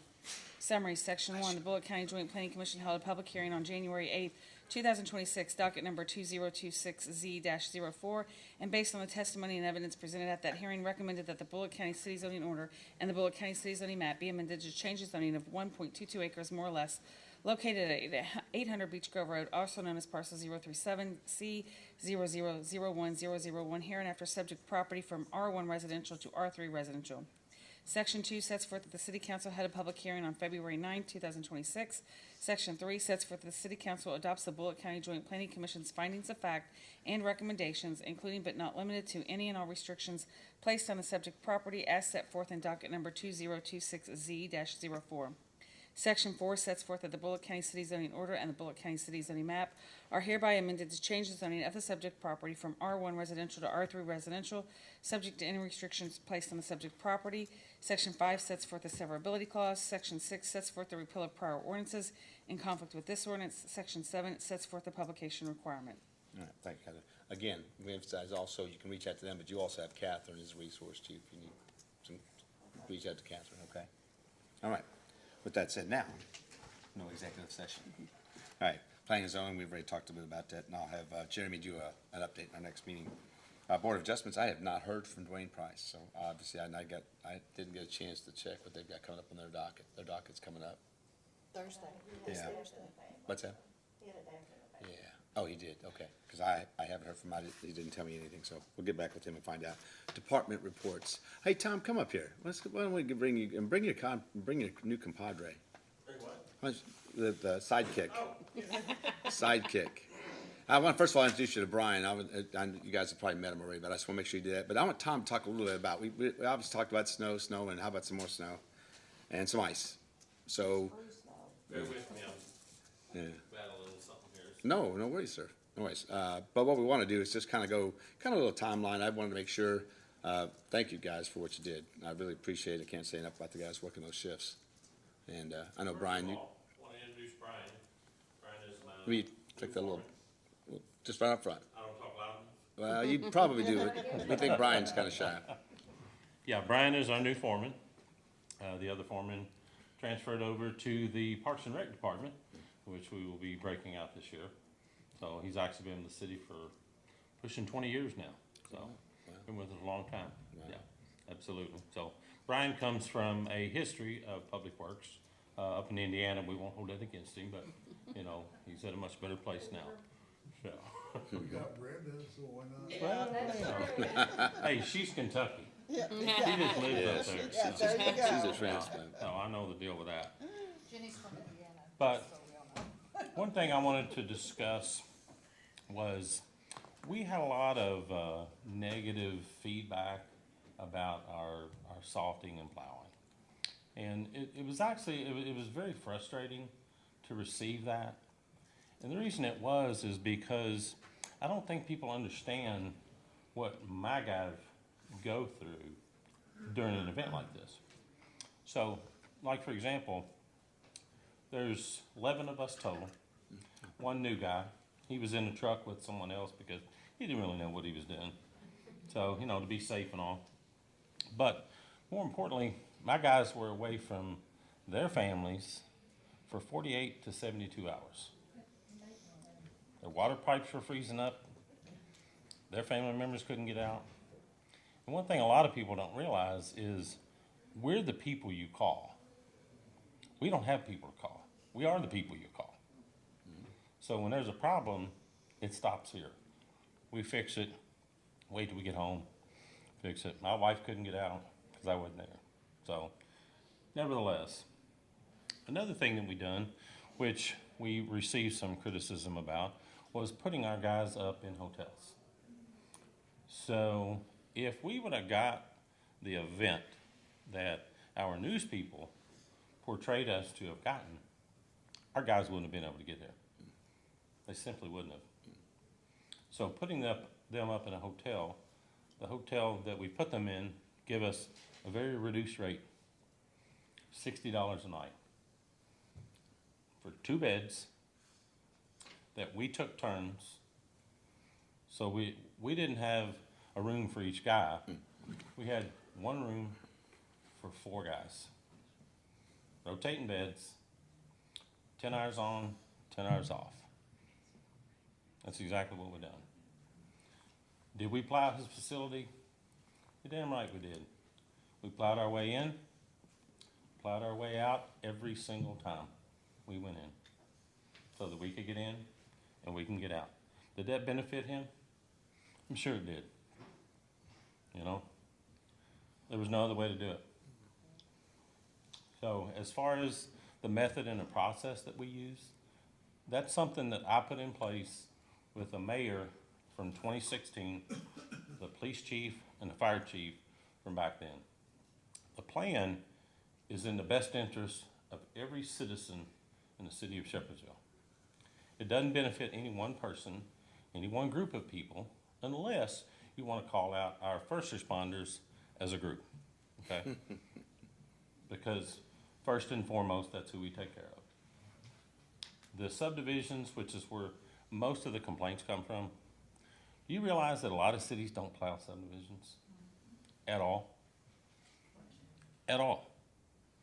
We do, but it's not a high priority for us. Now, you can ask our first responders, which there's not many of them here tonight, but every one of these guys have every one of our telephone numbers. They know who was on shift when. They know who to contact. So if you had a pregnant daughter and she couldn't get out, it doesn't matter. You can't get out. You're going to call somebody from one of our first responders. Who are they going to call? Remember where it stops, right here. We're going to apply our way in. We're going to get you out. Did that benefit everybody? Not at all. But it's the right thing to do. That's how we do it. That's why we do it the way we do it. Those guys know if they need to get an ambulance, a fire truck, or anything, or a police car, anywhere they need to go, we'll be in front of them getting them there. We'll stop doing what we're doing. So the process works. It's safe and it's in the best interest of everybody. Another key feature with this storm, we've not had a storm like this since I've been with Shepherdsville. I've been with Shepherdsville for 14 years. We had this much snow and this much cold for this long. That's the problem. So when the snow came, it stayed. It's still with us. That's a problem. It turns into ice. You can't take a truck and run it down a road and plow this off unless you're going to tear that truck up. What I'm getting at, it takes us a lot longer and some different type of equipment to get in and clear things. So, And that's something I feel like we need to look at in the next budget. well, You need to get better vehicles. And I'm not, hey, I think y'all did a great job. we have very I new didn't say vehicles. anything about it. Yeah, two brand I new. know, my Yeah. boyfriend was out there for 2 weeks straight without a day off. And I would love to spend your money on something Ended new, up with trust me. pneumonia, you know. But we have new vehicles. No, we need, Okay. we need, We have, we need we some have- dump trucks. we have good vehicles. We have new Well, vehicles. I don't agree. We have new equipment, okay? We can't use the same type of equipment that the county and the state can. We can on the So main we can road. use single. On what main roads? Conestoga, Adam Shepherd, Joe B. Hall. Those, Why not? those weren't our problems. They weren't? They No. weren't your problem? That's No. not what No, I heard. no. No, trust me, we had those roads cleared and in good shape, because that's our first priority. We don't ever go to a subdivision after that. But They're out there doing it. we so. cannot get a triaxle truck and won't put it on a city street, a street in a neighborhood. We can't do it. We can't turn them around. I don't mean neighborhoods, I mean Conestoga, because you've always had trouble with it, Tom, you know you have. Well, And I know you did. so this Faith, year, please. this year we did Don't be something a little attacked. different. We contracted out the industrial park. They done a Ain't worried phenomenal about the job. Industrial park, I'm worried about our city streets. Well, we're worried about all of them. There's a process that we go through, and there's a reason that we go through that process. So, But if you subbed out Industrial Parkway, then that allowed you more time to focus on Conestoga, correct? 100%. And all those other roads, because you're not out there. 100%. They weren't a problem. So, yeah. No, it's just a good job. But I think the other thing in this too, that needs to be at least said is we just don't have that kind of weather on any kind of basis to buy that We millions and don't. millions You of can't dollars. engineer for it, and you can't plan for it. No, it's just, we had Now- one last year and we have this one here. Yeah, so let's say that we hired 20 people to do this, and we bought, $100,000 worth of equipment. And we have this once in the last 14 years. We got people and equipment, we're not really gonna use that often. And again, if you traveled any at all, we actually did a really good job Oh, compared there's no doubt. You look at some of the to a places. lot of other areas. Look around, it's E-Town. No, I'm just I saying. mean, everybody I've talked to, Well, it was good. well, we did get a lot of negative feedback, but, Well, regardless so of did the that, county, so did the state. I mean, it's part of the So- job, you know that. equipment wouldn't have fixed this though. It's a thankless job on that. I The same feel thing like it at where I live. Julian went through and for 2 or 3 days straight working 10, 11, 12 hours trying to keep that clear. And it's just, the ice is just impossible to break through with the equipment that we have normally. And nobody's gonna go out and buy the equipment for that and just let it sit. I mean, the county got a complaint on KOA because they didn't think our roads were clear enough, and then they sent it to Jose. Yeah. And then I let Julian know that he got the complaint, but that was silly. Yeah. They were doing the best they could. Sure. And, I mean, if you're one person doing it and you're working 12 hours a day, constantly going around doing it and doing it and doing it. That was the problem with this event. People don't see that, and they don't see what you're Yeah. doing, and they don't see how hard it is, and they don't understand. And so it was not fair that you all got those complaints. And just want you to know, y'all did a great job. Yeah. Well, we tried, we were out there. Well, working I can very say, hard. City all did. you have to take into account the type of snow event too. Right. This wasn't, you know, Tom It said, had it's snow, not. then ice, then snow. Yeah. I mean, it was like you had to take a shovel. If y'all to break that. remember, I know you've been around since 1994. Hey, I married in 1978 when we had that storm. Yeah, Remember? well, if you remember, not The last 94. storm. I remember Well, that. that's what I was gonna say, 94, if you, 94, yeah, my husband was on 65 for 2 days. Didn't well, know. I slept on the firehouse floor for a week, I know. Hey, But hey, so- it's, what I'm saying is, when you have sleet and then you have all the snow and then you get extreme cold, there's no equipment that's gonna plow through it. I was up on 61 Hill that year. Yeah. There were big dump trucks that had chains on them and they were sitting there spinning. They Well, couldn't I even know, get I'm up. dating a guy from the county, and he was out 14 hours for 7 days, Jerry. And he told me the first 3 See you, days, Courtney. it was horrible.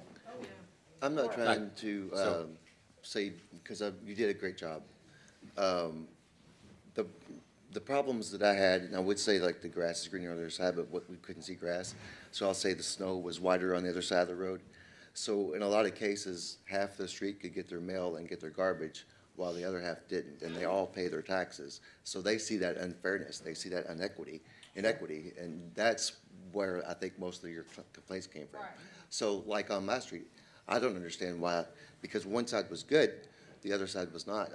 I'm not sure why you couldn't go down and come back up. You're coming out anyway, so, again, not trying to say you didn't do a good job, because Sure. it was pretty good, Well, but what can we and do better is what I'm We're asking. not picking on nobody. We don't care where you live. We don't know where you live. That's totally unimportant. We plow our way in. If your mailbox is on that side of the road in your driveway, I'm really sorry. But you know what? When we plow our way out, we're doing exactly the same thing. Again, your mailbox, your driveway, I'm sorry. If we're cleaning driveways, I'm never gonna get to your house. Or your house. or Yeah, your so- house. so I'm Tom- not Well, gonna get it wasn't about that. I mean, the snow was still pushed up, but you were close to the mailbox on one side. Hold on, hold on, stop. That's stop right. a minute. As a homeowner, it's unfortunate, but it's your job to clean your driveway and your mailbox. Hey, hang on, man. Just hang on. So, Tom, there's two things. The reason why I wanted you to come up here is I wanted to understand the process that you went through to do it, because we didn't know it was 8 or 18 inches. We just didn't know. That's right. And we weren't gonna have our Yeah. people stranded, and the reason why we did this, because a lot of places would not have done the things that you did to take care of your employees. That's right. And you told me you were gonna do that, I said yes, and I think that's the theme of that piece. The second piece is, the complaints that I got were just because we covered their driveways in the mailbox, and, I mean, it's been like that for every year, and again, it's only one time a year, and again, if you look at last year, we didn't have the same problems because of the mixture of the way it was, and it wasn't as cold. So there's two Well, different things. exactly. It wasn't And as cold, again, it melted. yeah, and so the ice, it's a snow plower, it's not plowing ice. It's not designed to do that, Yeah. right? So you gotta keep all that in mind. All we wanted to do for everybody here is that we invested a lot of time and a lot of money, and as far as the overtime, we took care of our folks. We're gonna That's right. continue to take care of them for what you guys did. So the idea, I just wanted them to know a little bit about your process and why you did what you did. Because what we did with everybody that called us, that texted us, that actually talked to us, when you talked to one of us, we said, hey, Tom, I probably called you a dozen times, said, hey, Tom, I just got nothing, I'm gonna send it to you. You know, you guys may have gone through there, but you might have missed something. And that's the way we handle it. Joe, do you have something you wanna say? I want to thank Tom and the council for coming in our subdivisions, or nobody would have gotten out. I know a couple days later, my husband called down here and said there was one side that they didn't get, but it was because we had more. They were down there in 30 minutes. Yeah, we got a lot of comments like this, so I know that we talked about that too. I just think the hardest part was, the biggest frustration was a lot of mailbox and driveways, and I understand it. It's the same way, listen, I got my shovel out and I dug out my mailbox, just like everybody else did, so we get it. But I just Well- wanted to make sure this was very unique. And something I think is important for everybody to really truly understand is, I use our baseball field because it's a great example at the park. One baseball field. We brought in 14 triaxle loads of dirt. It's been 5 years ago. You know how much dirt that put on that one field? 2 inches. 14 triaxle loads. We had 7 inches. How many baseball fields did we have of snow? Where are you gonna put it? We had a contractor, Amazon had a contractor haul out their snow. It was well into the 6-digit figure when they were done hauling off their snow because they couldn't afford to lose parking spaces. That's how much snow we had. Can't bottle that up and use it for water. So, it's a lot more than you think, and there's nothing to do with it. You know, all we can do is make the roads safe for everybody to travel on. I think the All one we thing, can do. and I'll use this example, because Faith and I dealt with one, because it was a road that didn't get complete, because it looked like it'd been cleaned. So, and we got it taken care of. Those things, as long as the communication's out there with this council, and talking to you guys, or if you get people that call them and they call you, that's fine. I think just communication with you, I think we did a really good job. We talked a lot during that time. And I sent out an email like I always do. After we have cleared everything for the first responders, we've hit all the major subdivision, what we call entries and exits, we send out an email. And that email states, this is where we are, tell us if we've missed something. Call us, and that's exactly what we do. After that, now we're just responding to people calling. Yeah, like I And said, when people don't call, we don't know. Yep, and that's it. You know? I mean, you're gonna go through some of that when you go through there. Again, some of the cul-de-sacs were a little tricky, right? You're going all the way through and you get to the end. What are you gonna do with it? What are you gonna do with the snow? Yeah. So you gotta be a little tricky back there, because we saw that on a couple of cul-de-sacs. I think the biggest thing for everybody, I just wanted to know, very unique situation. Appreciate what you did, and I Was really unique. wanted to recognize it tonight and just tell you and your team, thank you. I Thank you. appreciate what you guys did, man, really did. Thank y'all. All right, thank you so much. I just wanna say something to Tom. Why you wait till last minute? I just wanna say something to Tom. Like I said, I had many citizens call me. They had specific questions. I talked to you on Saturday. I talked to Tom this morning. And, I was going to, when I got to our comments section, I was gonna mention a lot of the things that Tom did, only, he did it with much more eloquence, I think, than I could. I don't know about that, Mike. Huh? Thank you, Tom. No, Thank y'all. thank you, Mike. Appreciate it, Tom. All right, Jody, come on up here again for the second time. We'll leave Steve. You all notice in front of you that you got this beautiful annual report. Judging contest on the two. Yeah, I know they're trying to. Just send your votes to me and we'll let them know who won. Yes, council, you have these. If you have questions, comments, just email me, just at your all's convenience. Read those. We appreciate that. Just give you all an update what we did last year. Run volume, just there's some cool stuff in there. Staff did a really good job of putting that together for y'all. Just some other stuff. Judge, I just want to acknowledge for the judge why he's here tonight. The judge, you know, with his presentation, he left out that he gave responders in Bullitt County, $150,000 of emergency equipment. All right, he purchased, the county purchased the equipment. We provided the manpower for the training, and it upgraded our water rescue, it upgraded our confined space, our trench response, and all of that, along with 2 trailers. So, thank you, Judge, for that also. I just want to give you all updates on a couple of checks that are going to come rolling in here, we hope, soon. They're $7,500 from last year's snowstorm, last February snowstorm, and then also last year's flood event. We're looking for like $155,000 from the fire department, that our expenses were out on that. Also, we have $158,000 out from just the UPS crash, where they're saying that's going to be in like April-ish time. Obviously, the The first two are going back for our truck. We would love to have some of that. I spoke to the mayor today, the UPS. We paid up front for 12 new sets of fire gear that were damaged in UPS aircraft, and also it just disseminated our unscheduled overtime budget. So that's 168 where I've asked Brenda, we talked to the mayor today, just let you all know when those checks come in. I'm sure you'll. Yeah, I want to add something to that. First of all, this goes to the county as well. So there's a requirement for at FEMA, and then in this case, I think the county has hit their goal. Is that correct? We're at that threshold. The state has a threshold too when it comes to FEMA. How much money do you actually incur as far as the cost to do this operation? And in that case, I think it's 14 million for the state. I think that may be the number. I don't know if it is or not, but I think it's close. But anyway, that number, if the state hits that number, then we get to take all that and give all the receipts to the federal government, and they give everybody back their money for this event, for the snow. So I want to make sure that everybody knows that every time we have an event like this, we are going to see if it's considered a state of emergency. That changes the category. It's not just out-of-pocket expense. There are reimbursements to this. So obviously the UPS is more of a private one than it was the actual, what we're dealing with now. You know, we're still waiting on the flooding from April. We are, obviously this one's going to be another one of them. And then you said also, even from last year's snow event. So it takes a while. Government doesn't work that fast. And so we're just waiting for that money, and they're obviously going to be recouping that. But go look at their numbers. Go look at the fire departments, look at the police department, look at the public works numbers and your monthly numbers, and go look at where they stand right now after everything that they've done. I just wanted to say that. You all have the text on the new fire truck? Thank you, sir. You have the new, just give you all update on that. They're there now. They're doing that final inspection.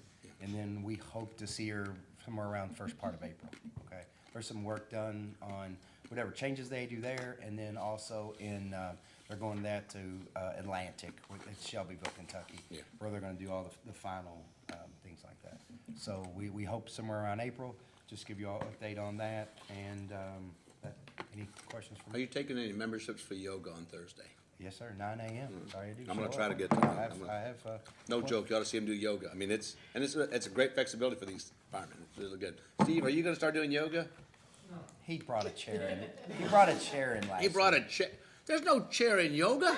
There's chair yoga. Not that kind of, not I'm that not one. certified He's to just teach sitting in chair it. yoga. I can't teach chair. Right. There is chair yoga. Yeah, but all right, so, Chief, Thank you very much. yep, Thank you. yep. Anything else? No, sir. Any questions from y'all? All right. Thank you all. Chief, thank you so much. All right, Chief Steve, come on up. Thank you, Jody. Chief Jody and Chief Steve. Yep. Yin and yang, yin and yang. Because Yep. there's no competition. We had that last year, the year before, and this year. Right. And not to put him on the spot, but where did you get the idea and where did you get it from? All right, thank you. So it's all good natured competition with us. That's all it is. Yeah, so I'm just, some of the stuff I've talked about before, we're talking about doing a Citizens Academy. That's been pushed back a little bit about with the snow and all the weather. We're trying to finish some stuff on that, so it may push us back a little bit further, but we'll keep you all up to date on that. One of the things too that Jody was talking about was, all the FEMA stuff, and would like to give a shout out to Major Patchen. This was kind of thrust on him at last year's, and he's kind of collated everything for the city. And my last understanding was they should be cutting a check pretty soon. It took a little bit longer this time, but from last year, we learned quite a bit going into this event, so it should move it up. But he has put in a lot of work and a lot of meetings with department heads and other people in the city, but he's been kind of spearheading and talk about, just not a lot of, everybody knows what he's doing, I guess, or it's a unsung job, but it's getting done, and a shout out to him for that. So the other one, just real quick, and Tom may have already taken care of this. We also, all these events like this, we'll get hotel rooms for our people too. And because we just never know how many is gonna be able to get back and forth to home. And what Tom and Jody, and everybody that was at the command center, what most people don't realize about this, we went from, we were gonna get 2 feet of snow a week out to, it might miss us if it goes further south.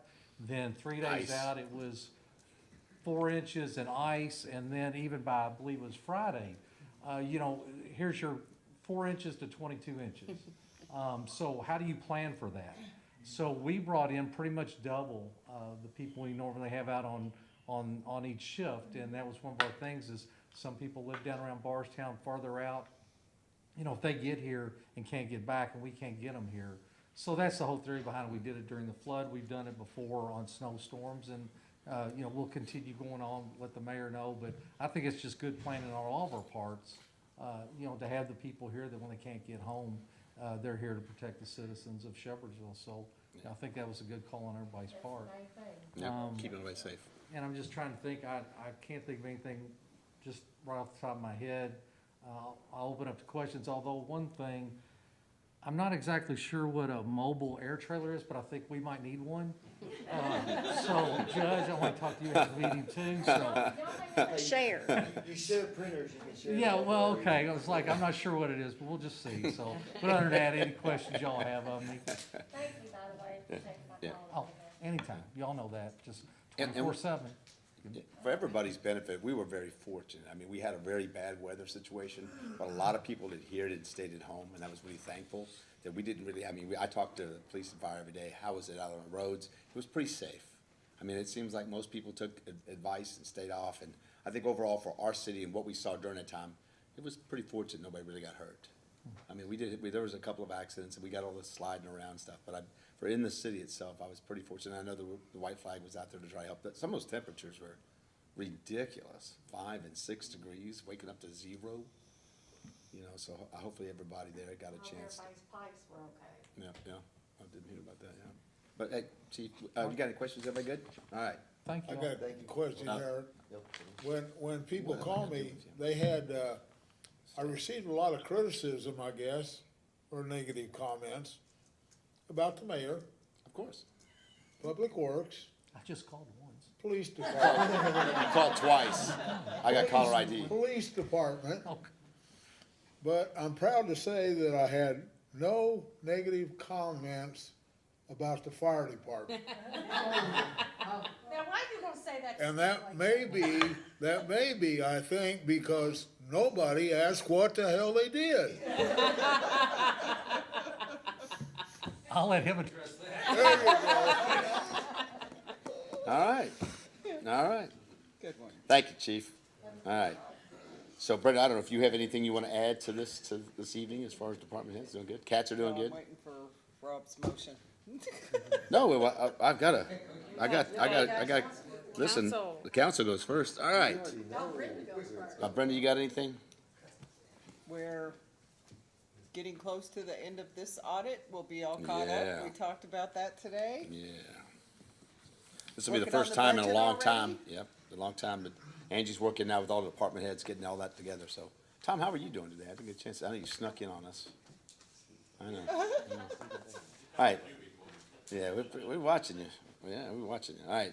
So with that said, I'd like to ask council members. Faith, let's start with Faith. Well, Come on, girl. all I can say is hallelujah for the sun today. My Oh, yeah. God. How about tomorrow? I 61. wanted to lay out. It was so warm. I mean, I went out. Still and cold I had out a there. jacket on. I took It's it off. still I'm cold like, out what the there. hell? Okay. But anyway, I want to say thank you to all the city employees, including the girls in the office, to Public Works, the sewer plant, fire department, police department. Can't leave that police department out, you know. But anyways, I want to say thank you to all of them because everybody did a fantastic job. Really good job. Everybody. Yep. Thank you. Oh, I got you. All right, Bradley. All right. Rob Adams. It was good to see Bob, the big orange ball. Yes, and did you check out Judy Lynn, the streetlight? I have not done that yet. Police That's department, call it's a them. Salt River, yeah, it's a. Call the girls at the police department and they call it in. Okay, Yeah. I've known that from years back. okay, good enough. But you can call it in now too. Okay. Do we know if that's because we have Salt River and LG&E? I guess Yeah, we have to I know don't know too. that. Some of the older, I would assume, Where's it at? is that Tom? Some of the Judy older, Lynn. that's, yeah, it's off of, it's off Tyler. Is that a LG&E? Is that Salt River back there? Beach Grove. Beach Grove. Address, Rob. Probably LG&E. Is it? Okay. Address Okay. that- You think it's Okay, LG&E or just call it. RCC? I'll call dispatch. Yeah, all right. Is that it? The Yeah, girls that's in it. the office Thank you. should know. Not dispatch, just the girls. Yeah. Just the girls? Just Okay. the girls. I don't know their Yeah, names. they don't, Call those guys don't, Angie. that guy doesn't answer phones. 1000. Sorry, Steve. 921-1000. All right, you got it? All right. Thank you, Rob. All right, Miss Jennifer? I'll go last. No, I've got, I'll go last. Mike? I think I've said enough tonight, and. Thank you, Mike. That's great. Hit your button. Hit your button. Hit your button. And I apologize to Chief Craig. It's all in good humor. That's it. Yeah. That's all it was. All right, so you two pick. All right, Bonnie, go ahead. Thanks to all departments for everything you did. You did a great job. Really appreciate it. Makes you proud to be a Shepherdsville. Of course, yes, you all do a lot better than some other places have done when I go out driving. So a lot of places in Louisville I went to weren't near as good as it is here. So thank you all for that and being out in the very extreme cold weather. And that was really hard on everybody. The only other thing I want to say tonight is, it probably won't be appreciated, but for some, but you know, with the fire department and the police department held their banquets this year to honor their guys and everything, and I went to both. It was an honor to be invited, and I think that there was my boyfriend Julian, who watches all these things online, watching now and everything. He used to be a fireman, and he wanted a comment made tonight about how felt like more of the council needed to support the fire and police and show up to these things. I know some people have been sick, and I agree with him. I think that when you get invited to something that's that important to them, that we need to show up for them. And that's all I got to say about that. Well, there is circumstances, and I was sick, and I let Jody know it in advance. Yeah, no worries, no worries. You know, I think it's and just a that general problem. happens to me I do like too. twice a week, yeah. No worries. You're all good. And I let Steve know why I wasn't at the police officers. I was out. All right, Jennifer, what you got? I just want to say thank you to all the city workers, and especially the guys with the road crew. Thank you all. We do appreciate the job you do, even if it does affect our daily lives. But yes, we do appreciate the job. We good? Yes. All right. Rob, Motion to adjourn. that was really slow. It really You were was. better than that. Second. Oh, look at that. We got a Faith Rob thing going on. All right, Brenda? All right, Mike, Yes. Faith, Yes. Rob, Yes. Jennifer, Yes. Brad, Yes. and Bonnie. Yes. Thank you all for coming in. Steve and Joe.